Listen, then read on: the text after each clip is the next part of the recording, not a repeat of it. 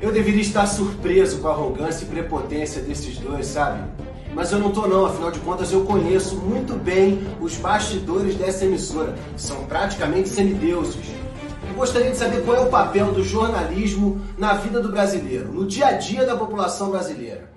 A principal propagadora do Fique em Casa, que levou milhões de brasileiros à miséria e à fome, agora, na maior cara de pau, querem nos dizer que não pegaram o Fique em Casa e a economia a gente vê depois. E sim, o Fique em Casa se puder. Olha, é a maior mentira já dita na nossa cara. Uma vergonha a postura do senhor William Bonner e da senhora Renata. Estão longe de serem jornalistas. Não se faz uma entrevista impedindo o entrevistado de responder perguntas. Ainda mais quando o entrevistado é o presidente da República e as suas respostas são de interesse público. Olha, a Rede Globo tem lado e nós sabemos qual é.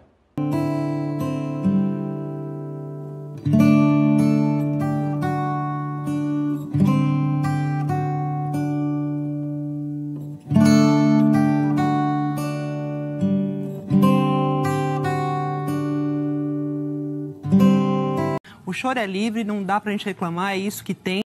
Então, a dona Renata Vasconcelos teve a pachorra de falar que não, a Globo não mandou ninguém ficar em casa, não. Era só se puder, se puder, se puder. Falsa! Consegue andar 500 metros que a gente já para em outro estabelecimento. Olá, tudo bem? Sabe que você não pode funcionar assim? É que a gente tá sabendo que é pra ficar até às 8, só por isso que eu tô aberta. As adegas tá tudo aberto. Todas as que a gente passa, a gente para e autua. Vocês não vão multar, né? Sim, é uma alta de infração. Pelo amor de Deus, não faz isso comigo. A gente vai fechar aqui. Não faz isso, por favor, moça. A senhora é mãe de família. Eu tenho em casa, eu tenho filho. Dá uma chance, eu não abro mais. Não é uma coisa pessoal com você. Eu sei. É uma pandemia, infelizmente. É uma determinação que não é nossa. A gente só está cumprindo a lei e a gente está passando e fazendo para todo mundo. E enquanto a senhora estava tentando trabalhar porque ela não podia ficar em casa, quem estava filmando era a jornalista da Globo, para poder dar audiência para a emissora que se intitulou Essencial e continuou trabalhando enquanto você foi obrigado a ficar em casa. Não caia nessa narrativa e nessa fake news de quem perdeu a mamata. Vai ser até 2026. Chora, Bonner. Os especialistas são unânimes em dizer que essas são medidas indispensáveis agora para conter a circulação do vírus. O choro é livre, não dá para a gente reclamar, é isso que tem. O choro é livre, não dá. O choro é livre, não dá. O choro é livre, não dá. O choro é livre, não dá para a gente reclamar, é isso que tem. Candidato, mas as medidas socioeconômicas importantíssimas, elas foram adotadas por governos no mundo inteiro justamente para sustentar o Fique em Casa no pico da pandemia. Fique em casa se puder. Fique em casa. Fica em casa. Fique em casa. Fica em casa. Fica em casa. Fica em casa. Fica em casa. Fique em casa. Fica em casa. Fica em casa. Fique em casa. Fica em casa. Fique em casa. Fica em casa. Fique em casa. Fique em casa. Fica em casa. Fica em casa. Fique em casa. Fica em casa. Fica em casa. Fique em casa. Fica em casa. Fica em casa. Casa. Fica em casa. Fica em casa. Fica em casa. Fica em casa. Fica em casa. O choro é livre, não dá pra gente reclamar, é isso que tem. A entrevista do Bolsonaro, feita agora pelo William Bonner e Renata Vasconcelos no Nacional, pode ser resumida da seguinte forma. Um tribunal de inquisição, de acusação, sem nenhuma pergunta específica ou questão em profundidade, acusações levianas, de piadas, de termos, de linguajares, de posturas de presidente, para fugir do principal assunto. Na verdade, o presidente Bolsonaro fez um governo que atendeu a população carente no momento de pandemia, deu vacinas, deu a possibilidade médica de fazer o tratamento antes mesmo das vacinas, deu dinheiro na mão da população pobre e carente que ficou em casa, foi obrigada a ficar em casa, graças à grande mídia que, com o apoio da grande mídia, que não queria deixar a população trabalhar e transformou pessoas pobres em miseráveis e classe médias em pobres, e o presidente resgatou essas pessoas através de uma política eficiente, compensatória e liberal, em que o resultado é mais emprego, o resultado é mais mercado de trabalho, mais crescimento econômico, menos inflação, gasolina mais barata. Ou seja, o presidente está transformando um país num país melhor do que quase todos os países em recuperação depois da pandemia. É simples assim. As caras e bocas, as caretas, a cara de nojo, a cara de asco, as perguntas infames, por que você fez uma piada nesse sentido? Por que você não deu uma palavra de carinho? Por que você não fez um gesto de atenção? São todas da ordem do politicamente correto. Fugiram todas do escopo do que foi concretamente realizado pelo presidente Bolsonaro. É um tribunal inquisitorial em que os acusadores, os inquisidores, se prestaram ao papel de ficção, em que eles mesmos estiveram na fogueira das suas perguntas patéticas. O presidente foi calmo, foi sereno, estabeleceu a possibilidade de apoio de um centro, inclusive fisiológico, que o ajudou a aprovar reformas para a melhoria da população brasileira. As perguntas foram demagógicas, as respostas foram objetivas. Para um homem que é considerado grosseiro, vulgar, ditador, Bolsonaro deu um show. Nós acabamos de assistir agora o que deveria ser uma entrevista do presidente Bolsonaro na Rede Globo, mas que acabou sendo uma mistura de espetáculo com inquisição, um tribunal de inquisição, com cena de novela.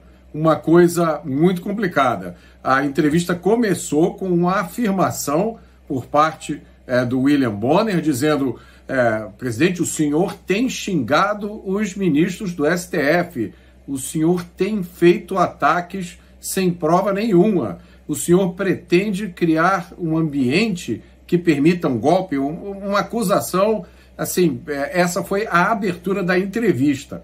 E foi daí para pior.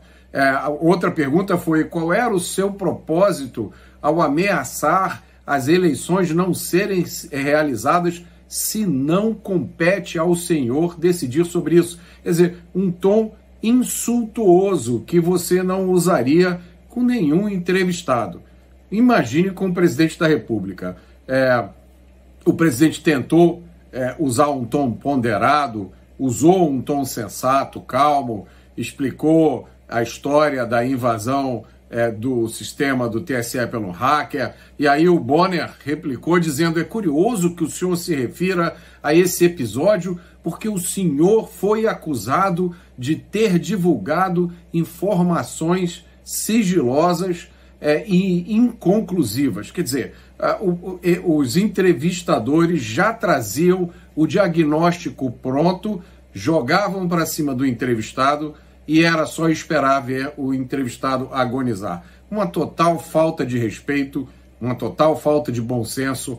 Algumas afirmações desafiam a nossa credulidade. Por exemplo, o Bonner afirmou: associações de juízes, associações de delegados já atestaram a segurança das eleições.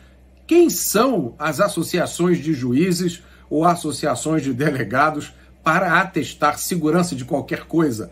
Desde quando uma entidade de classe tem a capacidade técnica ou até o respaldo institucional para atestar qualquer coisa? Também outra colocação muito desrespeitosa: a grande questão é a forma como o senhor se coloca como patrono das Forças Armadas. Era a forma de fazer a pergunta mais insultuosa possível. Coisas que até significaram desrespeito para os eleitores. Por exemplo, o Bonner perguntou: o senhor gosta de dizer que defende a democracia, mas a impressão que dá nas manifestações é que nem todos os seus apoiadores concordam. Muitos desses grupos usam a frase "eu autorizo", como se qualquer presidente da República tivesse a obrigação e a capacidade de garantir que todas as pessoas que o apoiam e que comparecem às manifestações obedecem às coisas que ele diz ao pé da letra. É uma afirmação que aí a gente já não está nem mais tratando de jornalismo ruim. A gente está tratando de falta de bom senso.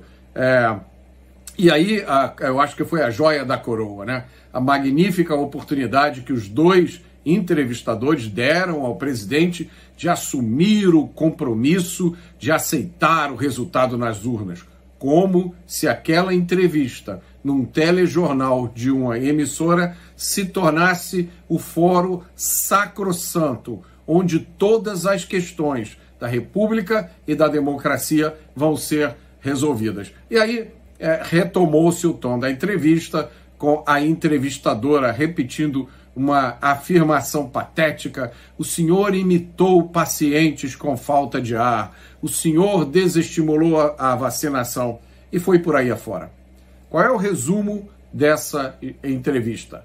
O que a gente viu ali foi uma nova escola Globo de jornalismo. Interrompa, ironize, faça careta, dramatize, interrompa de novo, faça gracinhas, insinue, retire a insinuação, interrompa de novo, cite um rumor como se fosse evidência, interrompa de novo. Eu não sei, eu posso estar enganado, mas me parece que aconteceu um erro na programação.